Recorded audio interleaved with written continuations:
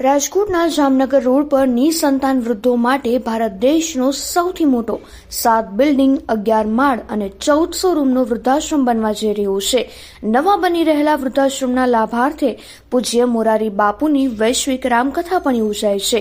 સદભાવના વૃદ્ધાશ્રમના લાભાર્થે પૂજ્ય મોરારી બાપુની વૈશ્વિક માનસ સદભાવના રામકથા નિમિત્તે રેસકોર્સ ગ્રાઉન્ડ રામકથા સ્થળ રાજકોટ ખાતે રક્તદાન કુટીર રાખવામાં આવી છે, જ્યાં સવારે 9:30 થી બપોરે 2 વાગ્યા સુધી સિવિલ હોસ્પિટલનો ડોક્ટર સાથેનો સ્ટાફ હાજર રહે છે। લોકો વધુને વધુ રક્તદાન કરે તેવી અપીલ કરવામાં આવે છે।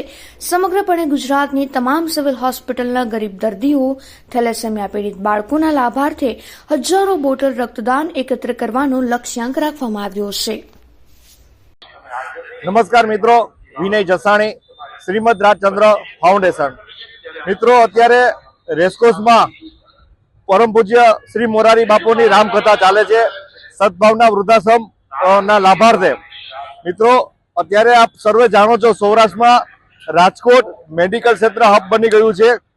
રાજકોટ સિવિલ હોસ્પિટલમાં દર મહિને હજારો દર્દીઓ આવે છે। ગ્રામ્ય વિસ્તારમાંથી એકની સાથે એક દર્દી આવ્યો હોય છે।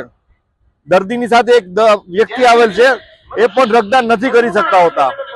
આખા સૌરાષ્ટ્રમાંથી 600 બાળકો છે, 600 બાળકો થેલેસેમિયાના છે, જેમને દર 10 થી 15 દિવસે બ્લડ જ હોય છે।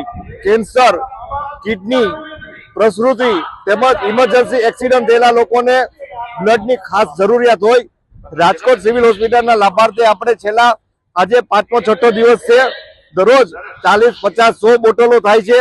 મિત્રો, દિવાળીના વેકેશન બાદ અત્યારે સિવિલમાં ખાસ બ્લડની અછત હોય, તમામ યુવાનો આગળ આવે અને રક્તદાન કરે। તમારા એક વ્યક્તિના રક્તદાનથી 3 વ્યક્તિને નવું જીવનદાન મળે છે।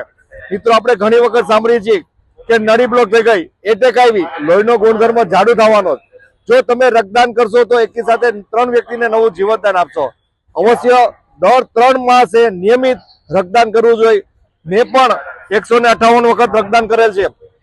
તો તમારા બધાના સાથ સહકારથી જ આ કાર્ય શક્ય બનશે। આજે આપણા માટે આપણે 8 કલાક કરીએ છીએ, પરિવાર માટે કરીએ છીએ, પણ જેનું કોઈ નથી, સિવિલમાં કોણ આવશે? શારીરિક, માનસિક, આર્થિક જે ખરેખર જરૂરિયાતમંદ છે, જ્યાં બ્લડ વિનામૂલ્યે મળશે, તો એવા લોકોને આપણે જેનું કોઈ નથી એને મદદ કરવાની છે। તો મિત્રો, હજી પણ શુક્ર, શનિ, રવિ 3 દિવસ કેમ્પ છે। સવારના 8:30 થી બપોરના 2 વાગ્યા સુધી સિવિલ હોસ્પિટલના લાભાર્થે અહીંયા એક રક્તદાનની બ્લડ ડોનેશન કેમ્પનું રાખ્યું છે।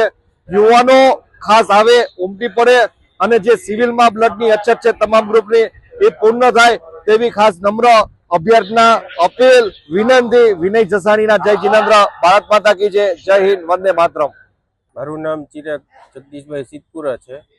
એઝ એ એન્જિનિયર હું ફ્રીલાન્સિંગનું કામ કરું છું। અને આ જો રક્તદાન છે એ મહાદાન છે, અને એ રક્તદાન કરવું જોઈએ। એક હેલ્ધી વ્યક્તિ તરીકે, ભારતના નાગરિક તરીકે રક્તદાન કરવું એ બહુ સરસ વાત છે।